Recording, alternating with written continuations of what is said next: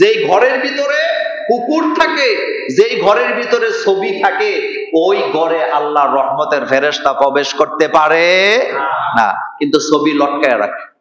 আমি এক ঘরের ভিতরে যাই দিই, দেয়ালটা যত বড়, রবি ঠাকুরের এত বড় একটা ছবি লটকায় রাখছে। উনি একজন শিক্ষক মানুষ। আমি বললাম, ভাইজান রবি ঠাকুরের এত বড় ছবি?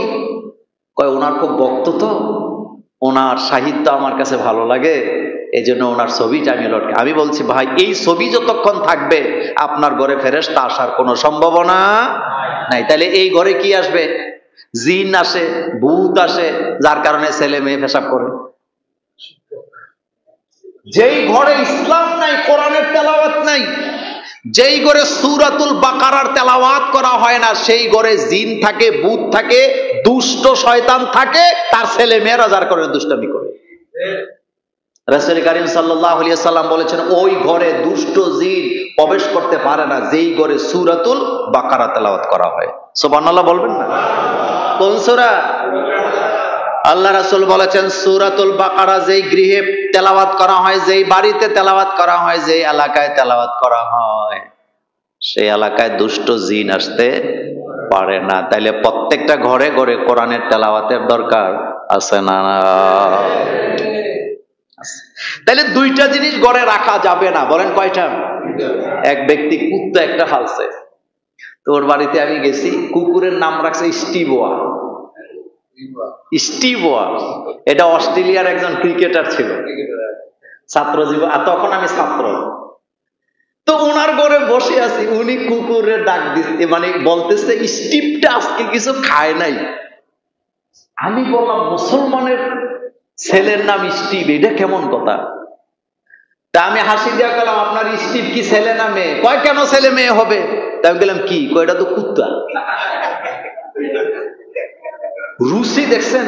রুচি, মানুষের রুচি হয় এমন। এখন বলে দেয় এই মাসালাটা, কুকুর পালা না জায়েজ না, বাড়ি পাহারা দেওয়ার জন্য। কি? বাড়ি পাহারা দেওয়ার জন্য, ফসলের জমি পাহারা দেওয়ার জন্য, এলাকা পাহারা দেওয়ার জন্য কুকুর পালার মধ্যে কোনো দোষের কিছু, কিন্তু এটাকে বুকে লিয়ে ঘুমানো। কিছু কিছু পাশ্চাত্যের মেয়েরা আছে, বিয়া করে না, কুত্তার লগে ঘুমায়। এই কথাগুলো সত্য না মিথ্যা? আপনি মানুষের রুচি কত বিকৃত হলে, মানে তারা আবার ফতুয়া কি দেয় জানেন? কয় পুরুষরা যদি বিয়ে করি তারা বেইমানি করে, কষ্ট দেয়, গায়ে হাত তোলে, এই জন্য কুত্তারে বিয়ে করে রাখছি, কুত্তা আমার সাথে বেইমানি করবে না। এখানে কি আছে? ডিস্টার্ব আছে। জাপানে কয়দিন আগে দেখলাম একটা কুত্তা সাজছে, মানে কুকুরের সুরত কি করছে, নাউজুবিল্লাহি মিন যালিক। সবগুলা কিয়ামতের আলামত। কিসের আলামত? আল্লাহর সৃষ্টিকে বিকৃতি করা যায়। তো যাই হোক, আমি এই হাদিসের আলোচনাটা এখানে শেষ করলাম। তাহলে ঘরের ভিতরে কয়টা জিনিস রাখা যাবে না? একটা হলো কাল কুকুর, আরেকটা কি? সূরাত, ছবি। কি রাখা যাবে না? লটকায়া রাখা যাবে। এখন ফতুয়া সাহেবের যে মোল্লা ভাই মোবাইলের ভিতরে যেটা আছে হেডা, এই ব্যাপারে আরেকদিন লম্বা একটা আলোচনা দেব। তবে মোবাইলে যেটা আছে এটা ছবি নয়, এটা হলো ইমেজ। বলেন এটাকে কি বলে? টিপ দিবেন নাই, আয়নার সামনে যেটা দাঁড়ান এটা আর মোবাইলের জিনিসটা সেম। আপনি টিপ দিলে এটার কোনো কি অস্তিত্ব নাই।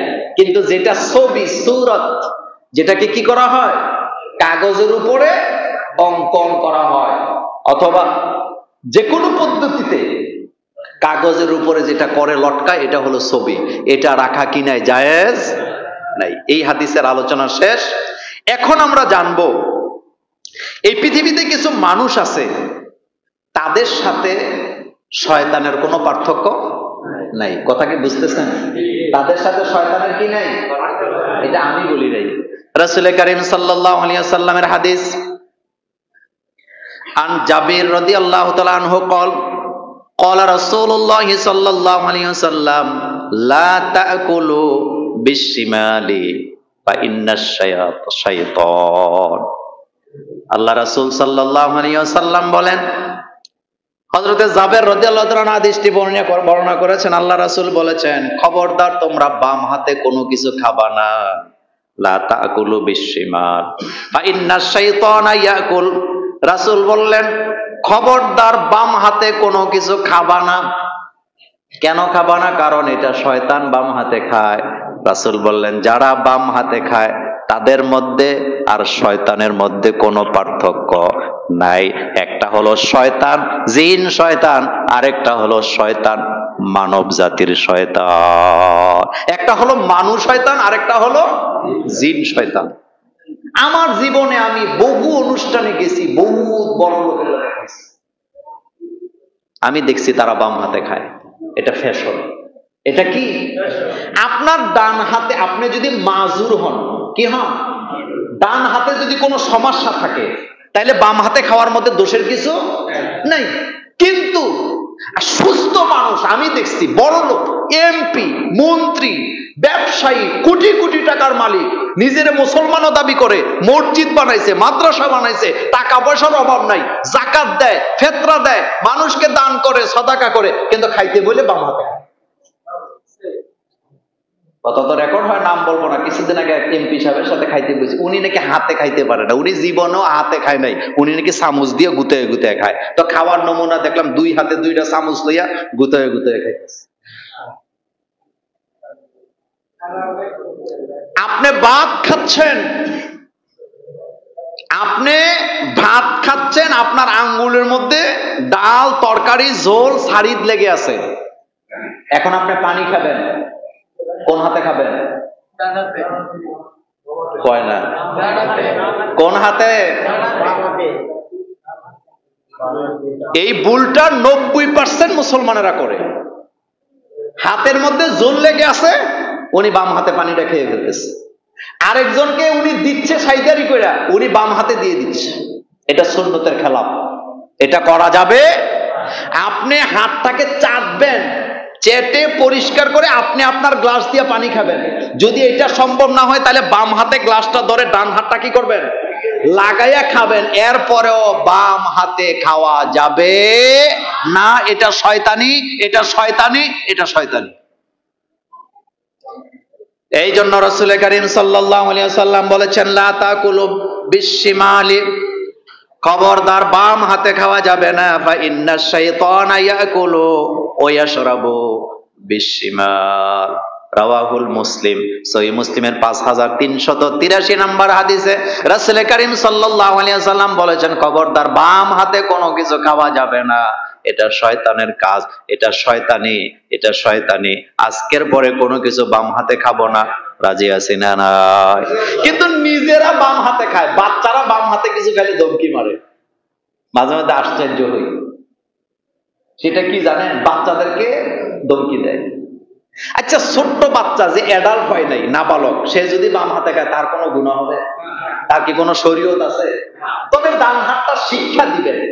ডান হাতটা কি হতে পারে জন্মগত ভাবে কিছু কিছু লোকের বাম হাতটা আগে চলে, বাম পাওটা কি আগে চলে, কিন্তু রাসূল শিক্ষা দিয়ে গেছে ডান পা আগে চলবে, ডান হাত আগে চলবে। সবকিছু ডান দিক থেকে না বাম দিক থেকে? বরকত কি ডান দিকে থাকে না বাম দিকে থাকে?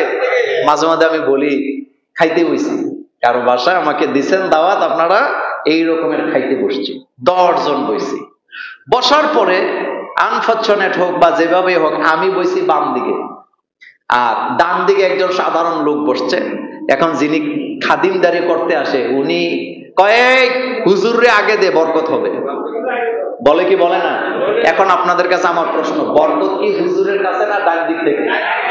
এটা বলেছেন মুহাম্মদ রাসূলুল্লাহ সাল্লাল্লাহু। তবে একটা হাদিসে আসছে, অন্য হাদিসে আছে যে কোন ব্যক্তি যদি কি হয়, এমন পার্সন হয়, আল্লাহওয়ালা ব্যক্তি অথবা সে খুব নামি দামি ব্যক্তি, এই রকমের ব্যক্তি যদি হয়, তাহলে তাকে আগে দেওয়ার মধ্যে দোষের কিছু নাই। তবে অরিজিনালি সুন্নত হলো কোন দিক থেকে? ডান দিকে যে বসবে সে আগে পাবে, বাম দিকে যে বসবে সে কি পরে পাবে। তবে খাবারের জন্য তাড়াহুড়া করা যাবে না। এই হাদিসে আমার আলোচনা শেষ। তাহলে আজকে জানলাম বাম হাতে খাওয়া কি, বাম হাতে কাউকে কোনো কিছু দেওয়া কি যাবে না। হযরত আনাস রাদিয়াল্লাহু তাআলা আনহু বলেন, আমি 10 বছর রাসূলের খেদমত করছি। কয় বছর? 10 বছর। রাসূল কোনোদিন আমাকে ধমকি দিয়ে কথা বলে নাই, অর্ডার করে নাই, এটা দাও না কেন, এটা করো না কেন, এটা করলা না কেন। একদিনও রাসূল আমাকে এটা বলে নাই। এই জন্য আপনার ঘরে যদি কাজের মেয়ে থাকে, খাদেম থাকে, যত্রতত্র আপনি তারে গালি দিয়েন না। আমি দেখছি অনেক বড় লোক 2 বালতি কাপড় দিয়া, কয় বালতি?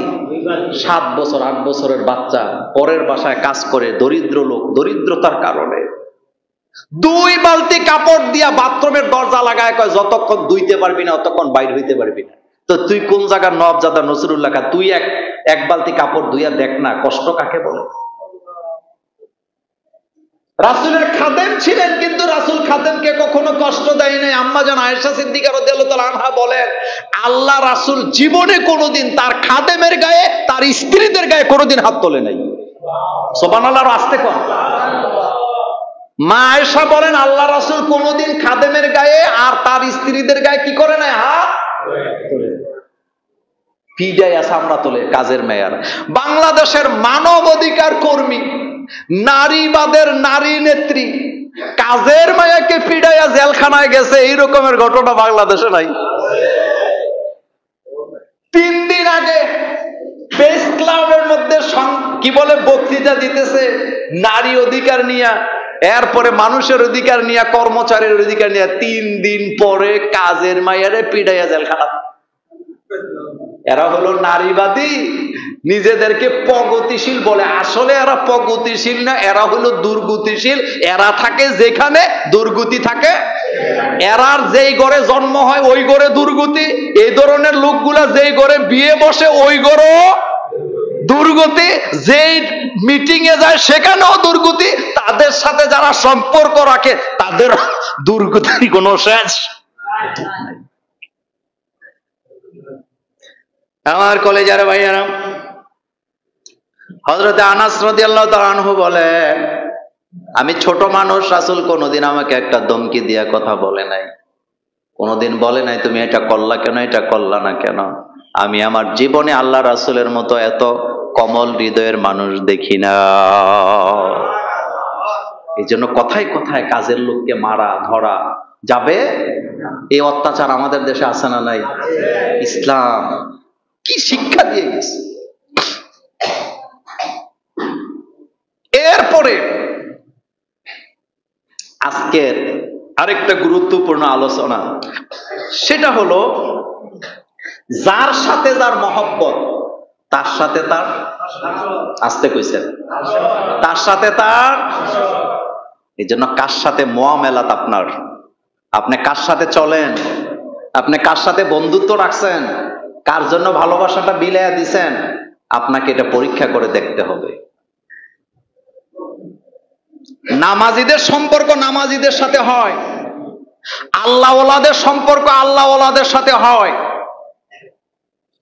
নৈতিক চরিত্রের অধিকারী লোকদের সম্পর্ক নৈতিক চরিত্রবানদের সাথে হয়। আর একজন গাঞ্জাখুর জানে গাঞ্জা কোথায় পাওয়া যায়, কথা কন না কেন? একজন ফেন্সিডিল খুল জানে কোন দোকানে গেলে ফেন্সিডিল পাওয়া যায়, এতে মানুষের চেহারা দেখলে বুঝে তার কাছে গাঞ্জা আছে। এজন্য কোরআনুল কারীমে বলছেন, ফি উজুহিহিম মিন আসারিস সুজুদ, যারা সেজদা দেয় তাদের চেহারার মধ্যে সেজদার একটা নমুনা থাকে। এই নমুনাটা আবার কপালে দাগ পড়া মনে করেন না। আমাদের দেশে মনে করে কপালে যার দাগ পড়ছে ওইটাই হয়ে যায়। ফি উজুহিহিম মিন আসারিস সুজুদের ব্যাখ্যায় এসছে আমার কলেজারে ভাইয়ারা, লোকটা যে নামাজি, তার লেনদেন, তার কথাবার্তা, তার আচার আচরণ, তার মুআমালাত, কার সাথে সে চলে, কার সাথে তার ভালোবাসা, এটা দেখলেই বোঝা যাবে লোকটা নামাজি। সুবহানাল্লাহ পড়েন। এটা দেখলেই বোঝা যাবে লোকটা কি নামাজি। তার উঠা বসা, তার মুআমালা, তার চরিত্র, তার আচার আচরণ দেখলে বোঝা যাবে। ফি উজুহিহিম মিন আসারিস সুজুদ, এটা সেজদার নমুনা। এই জন্য দেখবেন এলাকার মহল্লার নামাজি লোকদের সম্পর্ক থাকে ইমামের সাথে, কথা কি ঠিক বললাম? আর যেতে নামাজের কাছেও নাই তার সাথে ইমামের সম্পর্ক থাকার কোনো সম্ভাবনা। ইবনে ওমর রাদিয়াল্লাহু তাআলা আনহুমা থেকে হাদিস বর্ণিত, ক্বালা রাসূলুল্লাহ সাল্লাল্লাহু আলাইহি ওয়াসাল্লাম মান তাশাব্বাহা বিকাউমিন ফাহুয়া মিনহুম। রাসূল করিম সাল্লাল্লাহু আলাইহি ওয়াসাল্লাম বলেন, যার সাথে যার মহব্বত তার সাথে তার হাসর। বলেন, যার সাথে যার মহব্বত তার সাথে তার হাসর। আপনি যাকে দুনিয়াতে ভালোবাসতেন, যার সাথে চলতেন, যার সাথে মুআমালাত, যার সাথে উঠা বসা ছিল, যার সাথে আপনার হৃদয়ের ভালোবাসা ছিল, তাই আমাদের ময়দানে আপনি যখন দাঁড়াবেন তাকায় দেখবেন তারা আপনার কাছেই আছে। এজন্য বন্ধুত্ব কারে বানাইছেন? আলেমের সাথে আপনার সম্পর্ক নেই, আলেম হলে আপনার শত্রু। বুঝবেন আল্লাহ আল্লাহ রাসূলও আপনার কি শত্রু। ইসলামের সাথে আপনার দুশমনী বুঝবেন কিয়ামতের ময়দানে। কাফের মুশরিকের সাথে আপনার হাসর হবে। আপনি কখনো ইসলামপন্থীদের সাথে কিয়ামতের ময়দানে দাঁড়াতে আমতাজুল ইয়াউমা আইয়ুহাল মুজরিমুন। কিয়ামতের ময়দান আলাদা করে দেওয়া হবে। আল্লাহ বলবেন মুমিনরা একদিকে যা, কাফেররা আরেক দিকে যা, আলাদা হয়ে যা। আলাদা করার পদ্ধতিটা দেখেন। আল্লাহ জিজ্ঞেস করবেন, তোমরা কি সবাই নামাজ আদায় করেছ? চিল্লান দিয়ে সবাই বলবে আমরা নামাজি। আল্লাহ বলবেন অরকাও মার রকিন, নামাজি যদি হয়ে থাকো রুকু দিয়ে দেখাও। যারা নামাজ পড়তো না সেদিন ধরা পড়বে, তাদের মেরুদণ্ড সোজা হয়ে থাকবে, বাঁকা করে রুকু দিতে পারবে না। কিন্তু আপনারা যারা নামাজ আদায় করেছেন, আপনাদের জন্য রুকুটা সহজ করে দিবেন কে? সুবহানাল্লাহ। এজন্য সিদ্ধান্ত নেবেন ভালোবাসাটা কার জন্য রাখছেন। ইমামের পিছে নামাজ পড়ে ঠিক, ইমাম যদি হক কথা বলে ইমামরে পছন্দই করে না। 10 বছর যে ইমামের পেছনে নামাজ আদায় করছে, ইমাম যখন আল্লাহর জমিনে আল্লাহর দিন কায়েমের ওয়াজ করে, হাতে গোপনে যে পুলিশের কাছে রিপোর্ট দেয় হুজুর কিন্তু মকদল করে তারে ধরো, এমন বেঈমান মুসল্লিও আমার দেশে আছে না? না। যে ইমামের পেছনে 10 বছর নামাজ আদায় করলা, রুকু দিলা, সেজদা দিলা, ইত্তেবা করলা, সেই ইমাম যখন আল্লাহর জমিনে আল্লাহর দিন কায়েমের কথা বলে, তখন ইমাম সাহেবটা শত্রু হয়ে যায়। কথা কি ঠিক বললাম? তা হাসরটাও তোমার তাদের সাথে হবে তুমি যার সাথে মুআমালাত করো, তুমি যাকে ভালোবাসো। আল্লাহি রাসূল বলেছেন তার সাথে তোমার হাসর। গাজাখুরের হাসর হবে গাজাখুরের সাথে, নামাজিদের হাসর হবে নামাজিদের সাথে, বেপর্দা মহিলাদের হাসর হবে বেপর্দা নারীদের সাথে, আর পর্দানিশীন নামাজি নারীদের হাসর হবে আয়েশা খাদিজা রাদিয়াল্লাহু তাআলা আনহুমাদের সাথে।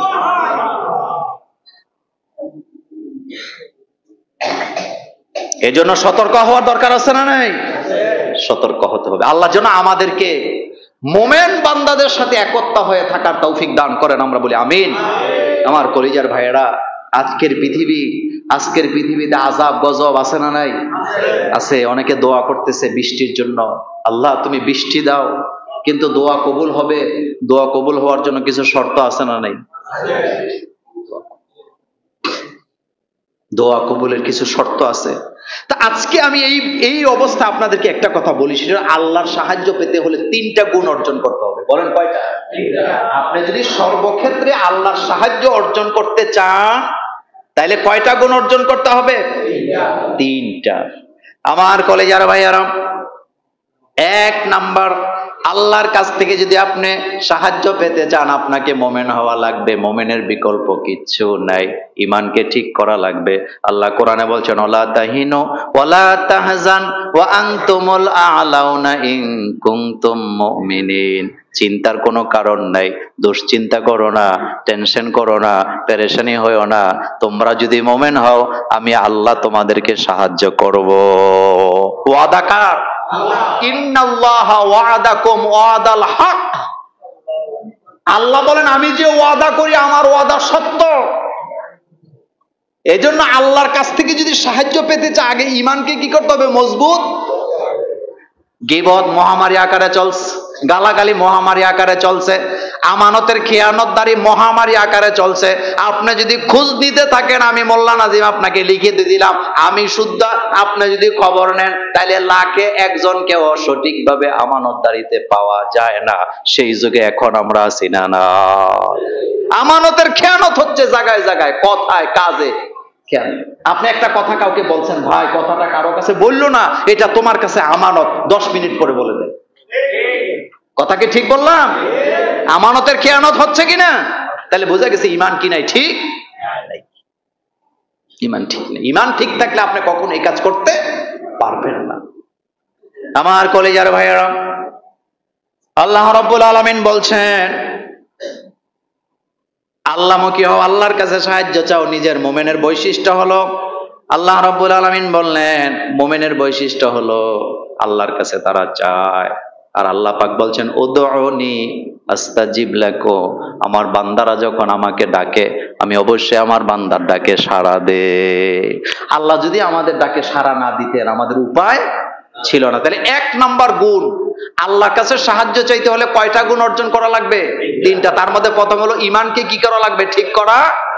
লা ইলাহা ইল্লাল্লাহু মুহাম্মাদুর রাসূলুল্লাহ সাল্লাল্লাহু আলাইহি ওয়াসাল্লাম আমানতু বিল্লাহি ওয়া মালাইকাতিহি ওয়া কুতুবিহি ওয়া রুসুলিহি ওয়াল ইয়াউমিল আখির ওয়াল কদরি খাইরিহি ওয়া শাররিহি মিনাল্লাহি তাআলা ওয়াল বাসি বাদাল মাউত। 2 নাম্বার গুণ, সাহায্যটা চাইতে হবে নামাজের ভিতরে।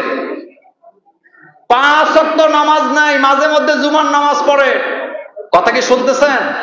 5 ওয়াক্ত নামাজ নাই, মাঝে মধ্যে জুমার নামাজ পড়ে, বিপদে পইরা 10 কেজি জিলাপি লইয়া মসজিদে যাইয়া হুজুরের পকেটে 100 টাকা দিয়া বলতেছে হুজুর বড় বিপদে আছি দোয়া কইরা দিয়েন। এই রকমের জিলাপি দিয়া নিজে নামাজ না পড়া দোয়া করলে দোয়া কবুল হবে না, হবে না, হবে না।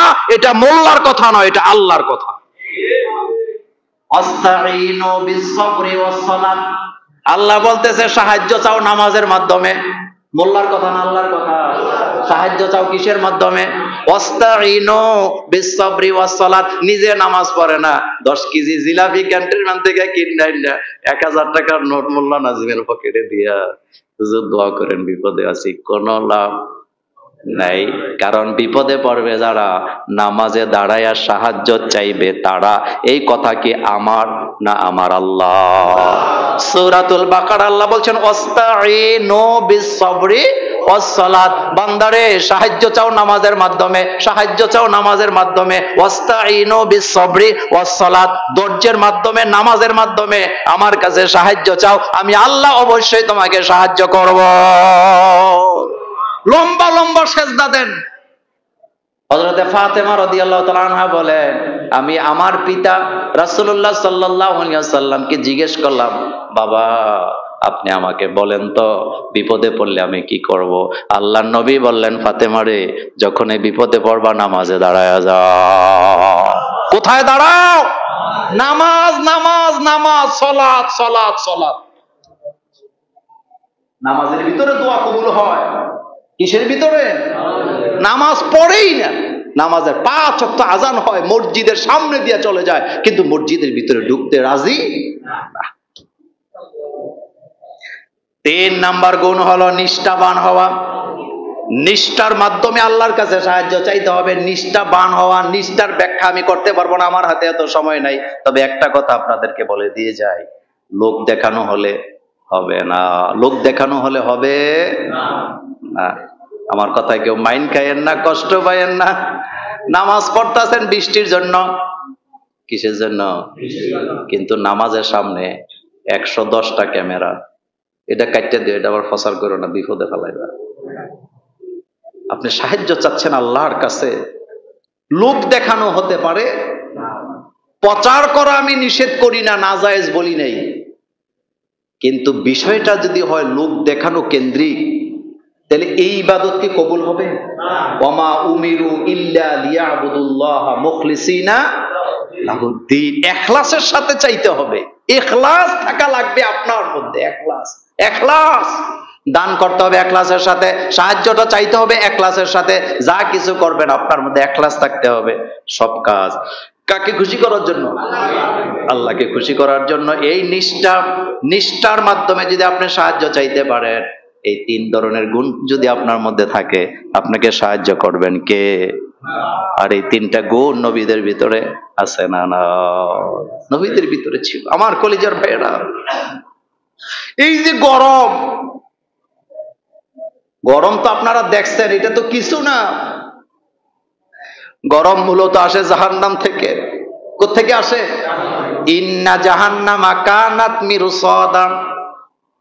জাহান্নামের শাস্তির কথা কোরআন হাদিসের ভিতরে 1000-এর 1 ভাগও আল্লাহ বলে নাই।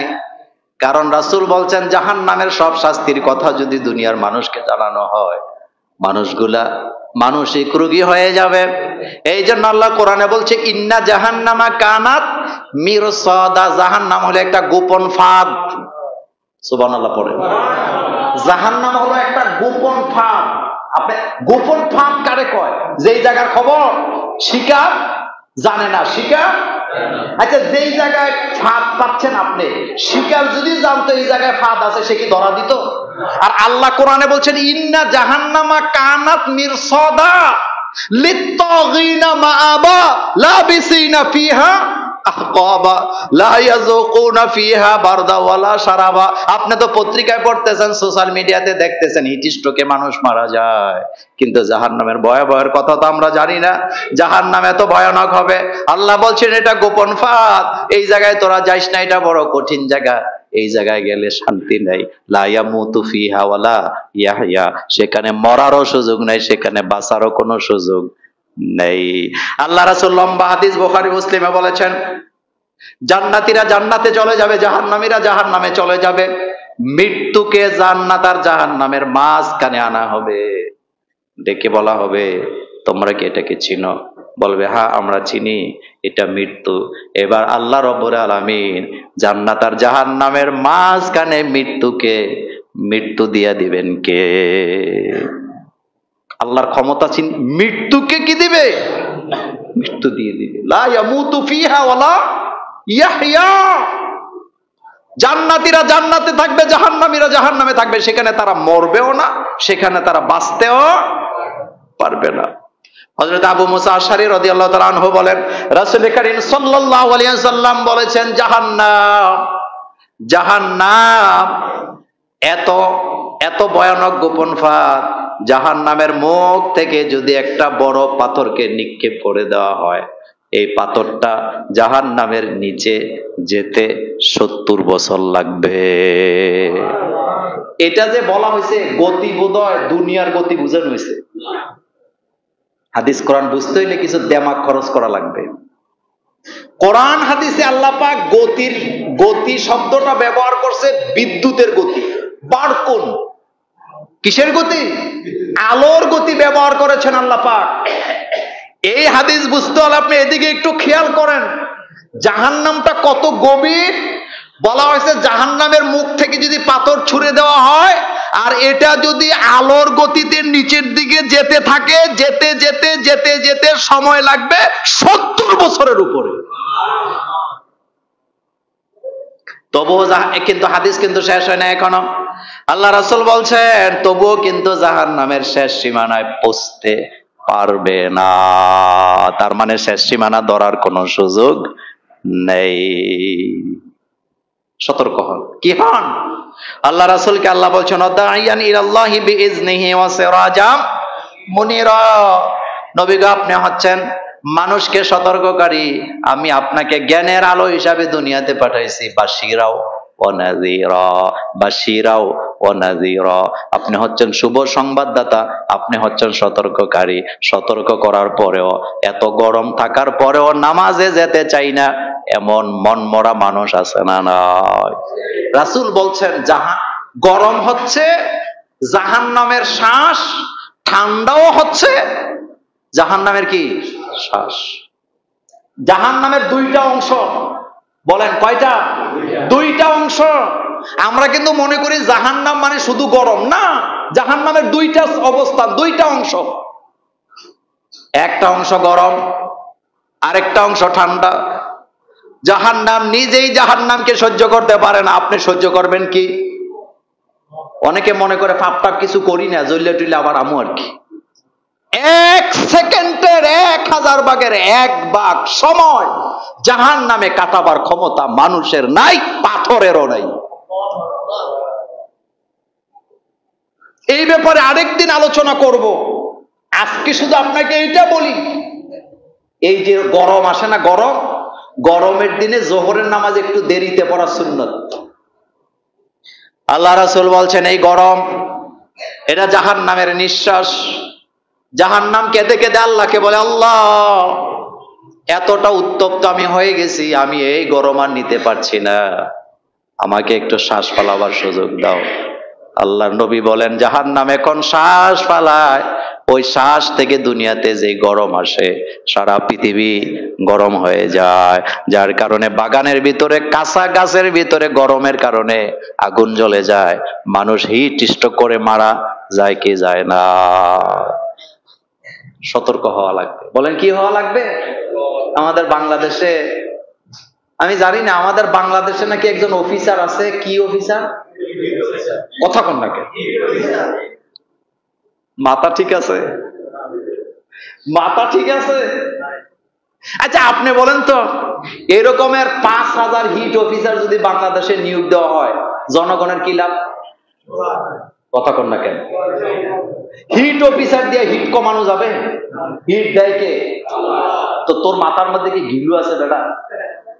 আবার হিট অফিসার বুদ্ধিজীবী, বুদ্ধি দিতেছে বাংলাদেশের সাধারণ মানুষকে, রিক্সাওয়ালা, ঠেলাওয়ালা, দিন মজুর যারা, তাদেরকে বুদ্ধি দিতেছে ইংরেজিতে। কেউ কিছু বুঝছেনি তোর কথা। সাংবাদিকেরা জিজ্ঞাসা, আপনি বলেন তো এখন কি করা দরকার? ছাতা লইয়া বাইরে, তো এটা তো আমরাও জানি। ছাতা লইয়া যে বাইরে তো এটা আপনি জানেন না, আমি জানি না। সব বুদ্ধিজীবী বুদ্ধিজীবী হয়? নিজে গরমে বাঁচে না, নিজে গরমে বাঁচে না, আরেকজনকে বুদ্ধি দেয়। যাক, এই ব্যাপারে আরেকদিন, এখন আর এই ব্যাপারে বললাম না, আমি ছেড়ে দিলাম এই বিষয়টা। তাহলে জাহান্নামের অংশ কয়টা, অবস্থান কয়টা? একটা হলো গরম, আরেকটা হলো আর ঠান্ডা। তো ঠান্ডা কেমন ঠান্ডা? ঠান্ডাটাও আসে জাহান্নাম থেকে। যে অংশটা ঠান্ডা, এত ঠান্ডা, জাহান্নাম আল্লাহর কাছে প্রার্থনা করে, বলে আল্লাহ আমি আর পারছি না, এত ঠান্ডা সহ্য করতে পারি না, আমি শ্বাস ফালাই। শ্বাস ফালাই, সেই ঠান্ডা যখন পৃথিবীতে আসে, পৃথিবীর মানুষ সেটা বরদাস্ত করতে পারে না। এই জন্য নবীজি আমাদেরকে দোয়া শিক্ষা দিয়েছেন, আল্লাহুম্মা আজিরনা। বলেন আল্লাহুম্মা আজিরনা মিনান নার। সবাই আল্লাহুম্মা আজিরনা মিনান নার, আল্লাহুম্মা আজিরনা মিনান নার, আল্লাহুম্মা আজিরনা মিনান নার। জাহান্নাম থেকে আমাদেরকে বাঁচাইতে পারে কে? আল্লাহ যেন আমাদেরকে জাহান্নাম থেকে মুক্ত করে দেয়। আমরা বলি আমিন। আরো জোরে বলি আমিন। আমার কলেজের ভাইয়েরা, কতগুলা প্রশ্ন আসছে, যেই কটা দেওয়া যায়। একটা প্রশ্ন আসছে, 16 মাসের বাচ্চাকে একা রেখে বয়ফ্রেন্ডকে নিয়ে ঘুরতে গেল মা, এটা কি মা না অন্য কিছু? আল্লাহু আকবার। আল্লাহ আমাদেরকে হেফাজত করুক। এই ভিডিওটা আমি দেখেছি। দেখেন, এটার জন্য দায়ী হলো পরকিয়া। বলেন কি? পরকিয়া ইসলামে ছোট অপরাধ না জঘন্য অপরাধ? বুঝেন আগে। কোন পরকিয়া যারা করে, দুনিয়াতে বেঁচে থাকার অধিকার তাদের নাই। এটা কি মোল্লার কথা না আল্লাহর কথা? তাদেরকে কোমর পর্যন্ত গেড়ে দিয়ে পাথর মেরে সঙ্গে সার করে পৃথিবী থেকে বিদায় করো, কারণ এটা অমানুষ হয়ে গেছে। এটা সমাজের জন্য, পরিবারের জন্য ক্যান্সার। এটার প্রমাণ হলো এই যে মা যে দুধের বাচ্চাকে 2-3টা প্যাকেট দুধ রাইখা বন্ধুর সাথে চলে গেছে সমুদ্র সৈকতে, সে তার কি করা, প্রবৃত্তিকে কি করার জন্য। তো সুতরাং আমরা এখানে এটাই আপনাদেরকে সব সময় বুঝাই, পরকীয়াটা হচ্ছে ক্যান্সারের চেয়ে আরো মারাত্মক। বিয়ের আগে যদি কেউ জিনা করে তাদের শাস্তি, আর বিয়ের পরে যারা জিনায় লিপ্ত হয় তাদের শাস্তি কি একরকম? আপনি 2টা 3টা 4টা বিয়ে করেন শরীয়ত সম্মতভাবে, শরীয়তে কোনো নিষেধ। কিন্তু আমাদের দেশে কি জানেন, একটা লোক যদি 2টা বিয়ে করে, যে শুনে কয় লোকটার চরিত্র ভালো না, 2টা বিয়ে করছে। কিন্তু জিনা যদি করে, পরকিয়া করলে কোনো সমস্যা নাই। তো তোর মাথার ভিতরে ঘিলু আছে বেড়া। আপনি 2টা স্ত্রী রাখতে চান, 3টা রাখতে চান, 4টা রাখতে চান, আপনি বৈধভাবে রাখেন, কোনো অসুবিধা।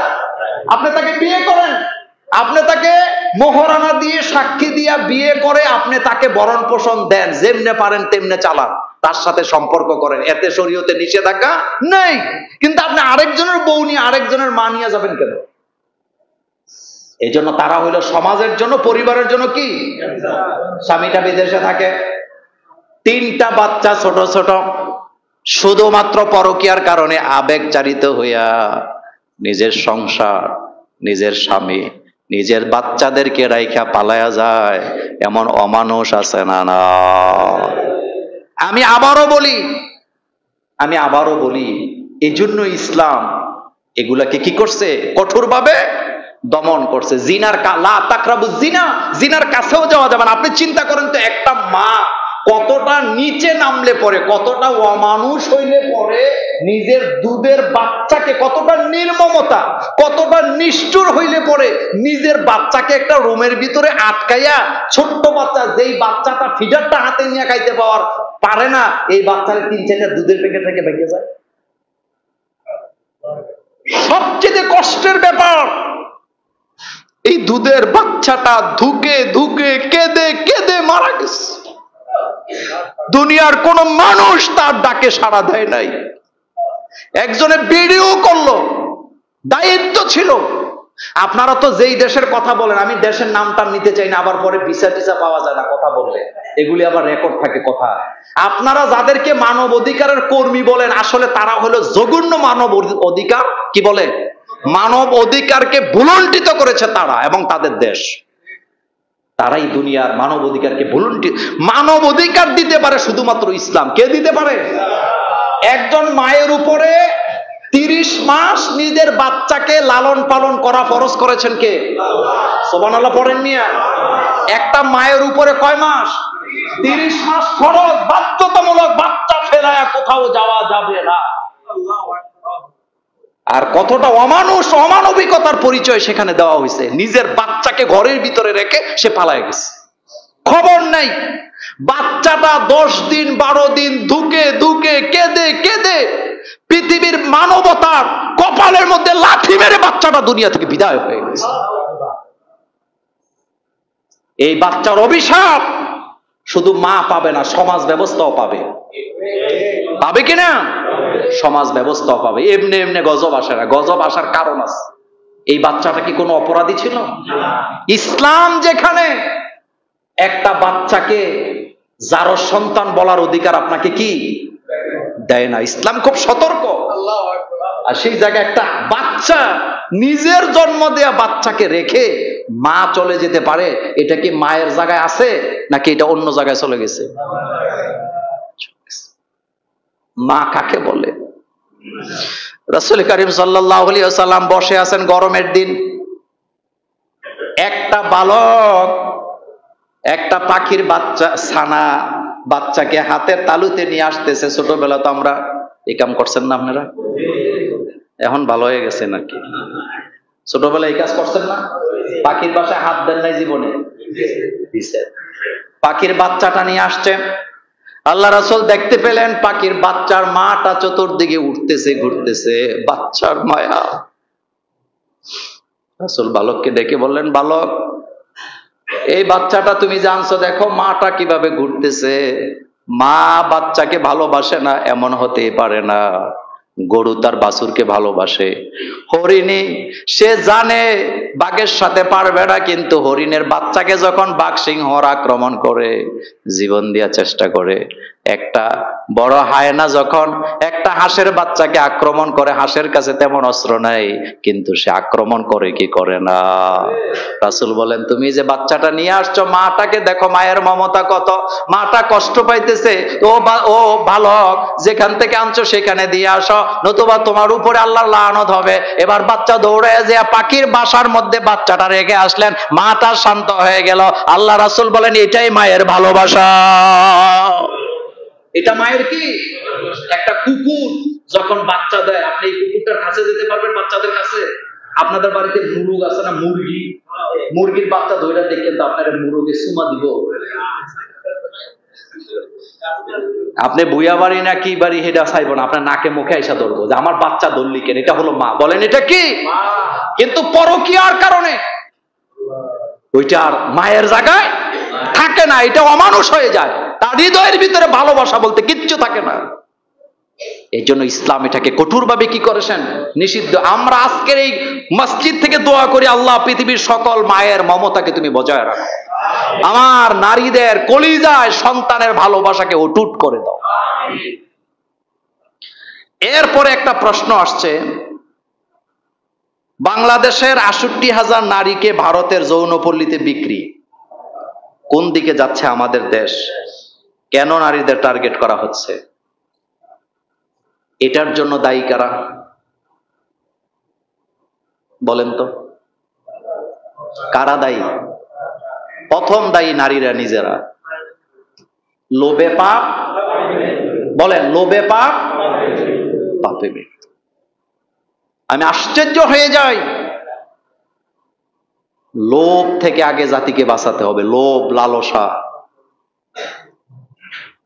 কেউ একটা ফোন করলো, লোভ দেখাইলো, আসেন আপনাকে 20 কোটি টাকা দেব, খবর নাই আর, এবার এটা হোক 90 বছরের বুড়া বেড়া, এইটাই বালা।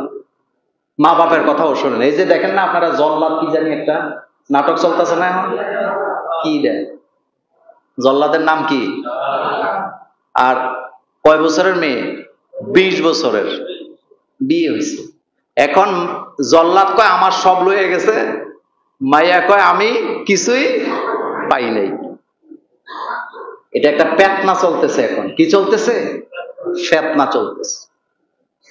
এই যে আমি জানি না ৬৮,০০০ নারী ভারতে বিক্রি হয়েছে কিনা, তবে হয়েছে কিছু না কিছু। কি এটার জন্য লোভ দায়ী, লোভ, লোভ, লালসা। আগের দিনের মায়েরা, বোনেরা নিজের জীবনের চাইতে নিজের ইজ্জতকে দামি মনে করতেন, সেজন্য তারা জীবন দিতেন, কিন্তু নিজের ইজ্জত কি দিতেন না। কিন্তু এখন নিজের ইজ্জতের চাইতে জীবনের চাইতে টাকার দাম বেশি হয়ে গেছে, যার কারণে এটার মধ্যে ফা দিচ্ছে। 2 নাম্বার, এটার জন্য দায়ী যারা দায়িত্বশীল। আমাদের একটা বর্ডার আছে না? কথা কন না কেন? বর্ডার আছে না?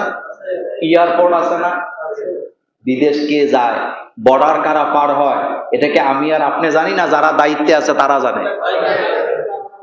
একবার যদি চিন্তা করতো তারা যে এই গেট দিয়ে যে মেয়েগুলা যাচ্ছে, এটা আমার মেয়েও হতে পারে, অমুক অন্যের মেয়ের সাথে যেটা ঘটে এটা আমার মেয়ের সাথেও ঘটতে পারে কি পারে না, এই চিন্তা যদি থাকতো, তাহলে লোভ লালসায় কখনো তাদেরকে যেতে দিত না। লক্ষণ কিন্তু ভালো না। আমি এ বিষয়ে খুবই সতর্কতার সাথে কথা বলতেছি, এই কারণে, কারণ আমি বুঝি, আমারও তো জীবনের একটা মায়া আছে নাকি, ভাঙ্গা কথা বললাম না। এটা তো কিছুই না, অপেক্ষা করেন। পরাধীনতা একদিনে আসে না, পরাধীনতা একদিনে আসে না, এটা যুগের পর যুগ, যুগের পর যুগ আস্তে আস্তে আসে। একটা জাতিকে পরাধীনতায় বশ করতে হলে তার সংস্কৃতি, তার কৃষ্টি, তার কালচার, তার শিক্ষা ব্যবস্থা সবকিছু ধ্বংস করার পরেই তাকে পরাধীন বানানো যায়। আল্লাহ যেন এই জাতিকে হেফাজত করেন। আমি আমার মা, আমার বোনদেরকে বলবো, সতর্ক হও, তোমাদের বিদেশ যাওয়ার দরকার নাই, প্রয়োজনে বাংলাদেশে ভিক্ষা করে খাও, বাংলাদেশে প্রয়োজনে কাজ করে খাও। বাংলাদেশের হাজার হাজার পরিবার আছে কাজের লোক পায় না, তুমি কাজ করে খাও, তোমার ইজ্জতকে তুমি হেফাজত করো, তুমি নিজের জীবনটাকে ধ্বংস করে দিও না, দিও না। কারণ তারা যে কতটা ভয়ানক, তাদের কাছে তাদের মা বোনও নিরাপদ না। তারা টাকা আর নেশা, তারা টাকা আর নেশার জন্য এই কাজগুলা করে।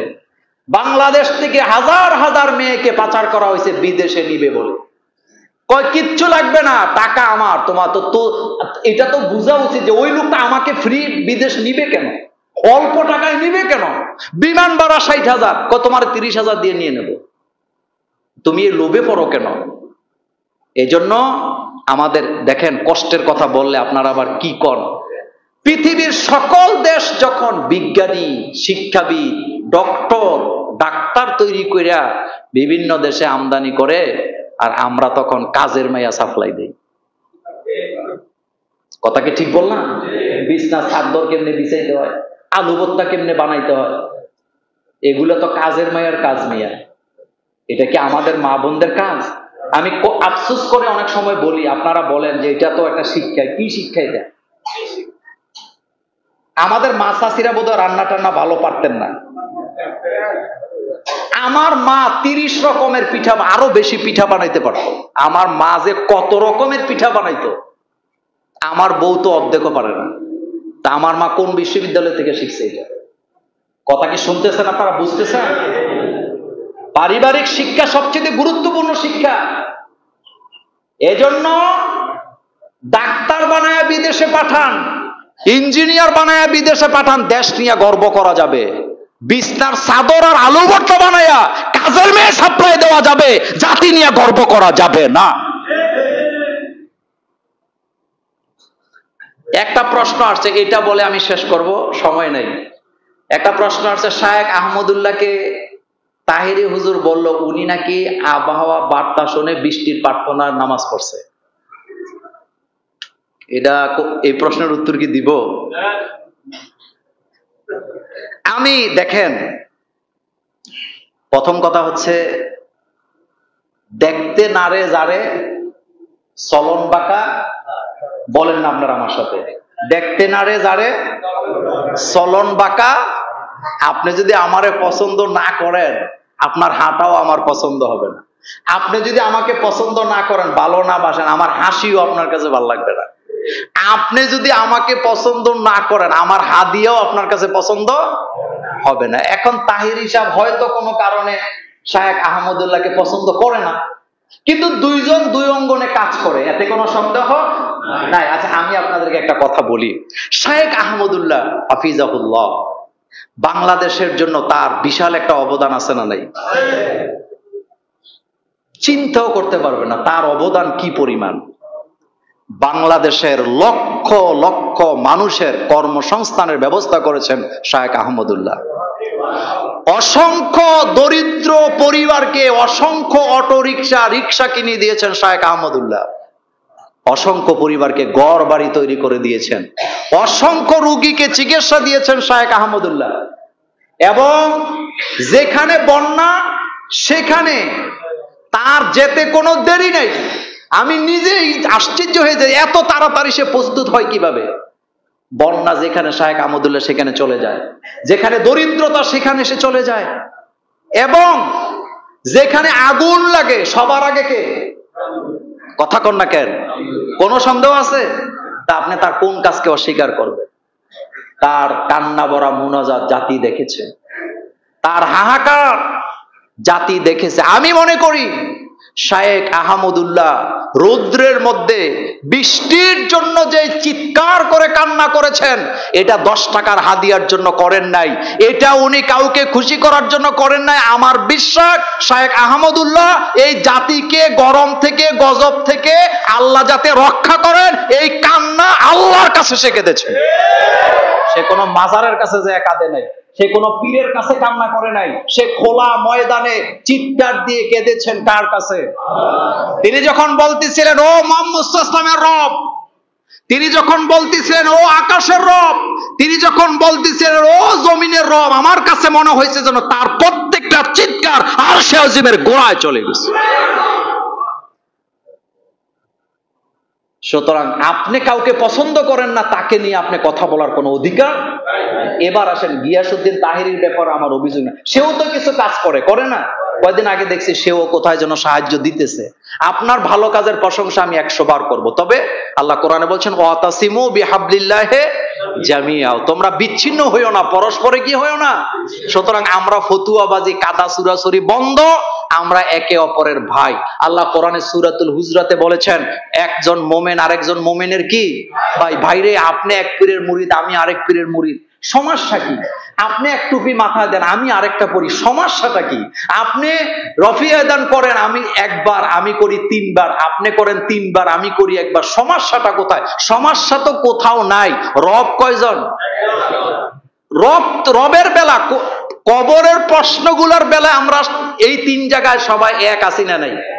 আমাদের রবকে আল্লাহ, আমাদের সবার রব আল্লাহ, আমাদের সবার নবী মুহাম্মাদুর সাল্লাল্লাহু, আর আমাদের সবার ধর্ম কি? পার্থক্যটা কোথায়? পার্থক্য হলো কিছু কিছু জায়গা। আমি এটার একটা ছোট্ট ব্যাখ্যা দিয়ে দিই। আপনি ঢাকায় যাবেন, আমিও ঢাকা যাব। এখন আমার মন চাইছে আমি ঢাকা যাব, আমি সিলেট রোডে ঢুকছি, ঢুকে ব্রাহ্মণবাড়িয়া পার হইয়া বামে যাইয়া একেবারে ভৈরব দিয়া, নরসিংদী দিয়া, গাজীপুর দিয়া যায় ঢাকা উঠছি। আপনি ঢাকা গেছেন কুমিল্লা ক্যান্টনমেন্ট থেকে ডাইরেক্ট, এদিক দিয়া যায় যাত্রাবাড়ি দিয়া ঢুকছেন। আবার আরেকজন লোক ঢাকা গেছে, উনি আবার কাশপুরে যায় কয় না আমি বামে যাব না, যাত্রাবাড়িতে অনেক জ্যাম থাকে, আমি ভিতর দিয়া কাঞ্চন দিয়া চলে যাব। কিন্তু গন্তব্য কয়টা? কথা বলে তো বাইরে এত গালাগালি ঠেলা ঠেলির দরকারটা কি? ধাক্কাধাক্কির দরকারটা কি? আমি বিশ্বাস করি কেউ জাহান্নামে যাওয়ার জন্য ধর্মকর্ম করে না, সবাই জান্নাতে যেতে চায়। নিজেদের মধ্যে গালাগালি না করে বরং নিজেকে আয়নার সামনে দাঁড়া করাইয়া নিজেদের ভুল ভ্রান্তিগুলা খুঁজে সংশোধন করা, এটাই মুমিনের প্রথম কাজ। আল্লাহ যেন আমাদেরকে কবুল করেন, আমরা বলি আমিন। আরো জোরে বলি আমিন। এরপরে লাস্ট কথা, একটু দেরি হয়ে গেছে, অনেকগুলো প্রশ্ন তো আমি সবগুলো দেব না, লাস্ট একটা প্রশ্ন দেই। এটা হলো, আগে ছিল মাওলানা, এখন হতে চায় সিনেমার নায়ক, তার আসল উদ্দেশ্য কি? হৃদয়ের খবর কে জানে? আমি তার হৃদয়ের খবর কি জানি, তবে আমার কোনো মন্তব্য নাই। তবে একটা কথা আমি বলি, এই ছেলের জন্য আমার খুব আফসোস হয়। আমি ফেসবুকে ঢুকে দেখলাম সে আমার ফ্যান লিস্টেও আছে। সে যখন বক্তা ছিল, তবে শোনেন, হেদায়েত এটা আসে, এটা চলে যায়। কোরআনুল কারিমে আল্লাহ আমাদেরকে দোয়া শিখাইছে, রব্বানা লা তুজিগ কুলুবানা বাদা ইয হাদাইতানা। দেখেন দোয়াটা, আল্লাহ একবার যখন হেদায়েত দিছো, তুমি আমাকে আর গোমরা করে, তাহলে বোঝা গেল হেদায়েত পাওয়ার পরেও মানুষ গোমরা হতে পারে কি পারে না? এই জন্য সবসময় সতর্ক থাকা লাগবে, সতর্ক থাকা লাগবে। জানি না সে কিভাবে কি হয়েছে, তবে আমি কিন্তু দোয়া করছি তার জন্য। সে কিন্তু চমৎকার তেলাওয়াত করে, সে একজন ভালো মানের ওয়াইজ তরুণ আলোচক। বাংলাদেশের তরুণ আলোচকদের জন্য আমার জীবন, কলিজা আমার, তাদের জন্য সব সময় আমার আছে। আমি বিশ্বাস করেন, আপনাদের এই মিম্বরে বসে আমি আমার আল্লাহকে সাক্ষী রেখে বলি, বাংলাদেশের যত তরুণ আলোচক আছে সবগুলো আমার কলিজা, কারণ তারা আমাদের ভবিষ্যৎ, তারা আমাদের কি শোনেন। আপনি ক্যান্টনমেন্টে একটা আমের দোকান দিছেন, আপনি চিন্তা করেন না যে আরেকটা দোকান দিলে আপনার রিজিক চলে যাবে, বরং নিশ্চিত থাকেন আরেকটা দোকান দিলে আপনার আরো লাভ হবে। কারণ তখন মুরাদনগরতে লোকজন আইব যে ক্যান্টনমেন্টের মার্কেটে অনেক আমের দোকান, ওখানে বাছাই করে আনা যায়। যেই জায়গায় যেই মালের দোকান বেশি, সেই জায়গায় কাস্টমার কম না বেশি? যেমন বাবুরহাট, এটা কোনো প্রপার এলাকাও না, কোথায় নরসিংদীর কাছে একটা জায়গা। কিন্তু আপনারা যখন কাপড় চোপড় কিনেন, ওখানে যান কি যান না? কথা কন না কেন? ইসলামপুরে যান কি যান না? ইসলামপুরে কিসের দোকান? একটা দুইটা? তো মনে রাখবে, বাংলাদেশে যত বক্তা হবে, আলেম হবে, হাফেজ হবে, ইসলামের দাওয়াতের কাজ তত কি বাড়বে, তত প্রসারিত হবে। এই জন্য আমি মনে করি প্রত্যেক বাড়িতে বাড়িতে হাফেজ দরকার, প্রত্যেক বাড়িতে বাড়িতে আলেম দরকার। কথা কি ঠিক বললাম? এই জন্য যেই ছেলেটা হতে পারে কোনো কারণে সে গোমরা হয়েছে, পৃথিবীর সবকিছুর মূলে থাকে নারী। এটা আমি এভাবে বলতে চাই না। এই যে আপনারা একটা ম্যাপ দেখেন না, বাংলাদেশ যখন ভারত আর পাকিস্তান ভাগ হয়েছিল, তখন এখানে একটা খণ্ড, ওখানে একটা খণ্ড, ওখানে একটা খণ্ড, ম্যাপটা এরকম আঁকা বাঁকা হয়েছে কি হয় নাই? আপনি ইতিহাস বলে দেখবেন এখানেও নাই। ব্রিটিশদের কাছে এই উপমহাদেশ ভারতবর্ষ যে মানে জিম্বি হয়েছিল, এখানেও নারী। শুধু তাই নয়, পৃথিবীর ইতিহাসে যত বড় বড় সুলতানদের পতন হইছে মূল গোড়ায় কি? কথা কন না কেন? মূল গোড়ায় কি? তা বলে আমি আবার নারী বিদ্বেষী না, ভুল বুঝছেন না। আমাদের একজন বক্তা সে যখন চুলকে রঙিন করছে আমি শুনছি এখানেও নারী। কারণ এই জিনিস ছাড়া মানুষকে সহজে গোমরা করা। আপনার আমার নবীকে কোরাইশের নেতারা প্রস্তাব যে দিছিল, তুমি ইসলামের দাওয়াতটা দিও না, তোমার এই জিনিস দেব, ওখানে নারী ছিল না। কথা কন না কেন? রাসূল কি রাজি হয়েছে? এই তো বুঝছেন। সুতরাং তাকে আল্লাহ হেদায়েত দান করুক, সে আবার ফিরে আসুক, সে দাওয়াতি কাজ করুক, এটা আমরা চাই। কেউ যখন তাওবা করে তাকে নিয়ে আর টল করার সুযোগ ইসলামে নাই। কথাটা আজকে একটু লম্বা হইলো, যেহেতু কথা অনেকগুলা প্রশ্ন আমার এখনো রয়ে গেছে। আপনাদের সবার প্রতি অনুরোধ, ফেসবুকে সোশ্যাল মিডিয়ায় কারো কোনো খারাপ জিনিস দেখলেই সঠিক লাইক এরপরে একমত কখনো এটি লিখবেন না। এটার জন্য কিন্তু আখেরাতে আপনি পাকড়াও হবেন। কারণ আপনি তো জানেনই না কথাটা সঠিক না বেঠিক।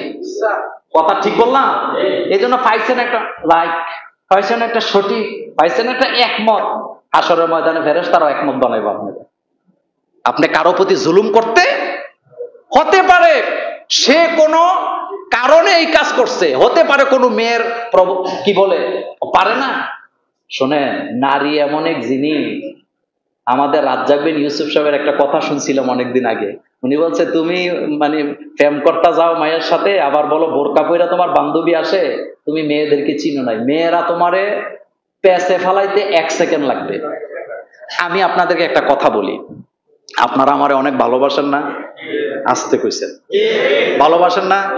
কিন্তু আমি ক্যান্টনমেন্ট আছি, ক্যান্টনমেন্ট নামছি সুপার মার্কেটের সামনে বা গুমতি টাওয়ারের সামনে, একজন নারী, আমি তাকে চিনি না, জানি না, তার সাথে আমার কোনো পরিচয় নাই। এই রকমের একজন নারী যদি আমার পাঞ্জাবি দইরা এমনে কোমরে দইরা চিল্লানি দেয়, মোল্লা নাজিম আমার সর্বনাশ করছে, তখন আপনার ভালোবাসা আর থাকবো না। আপনি আমার যত ভক্ত হন, আপনি কিন্তু তখন আর আমারে বিশ্বাস করবেন, আপনি কইবেন ওইলো ওইতারে।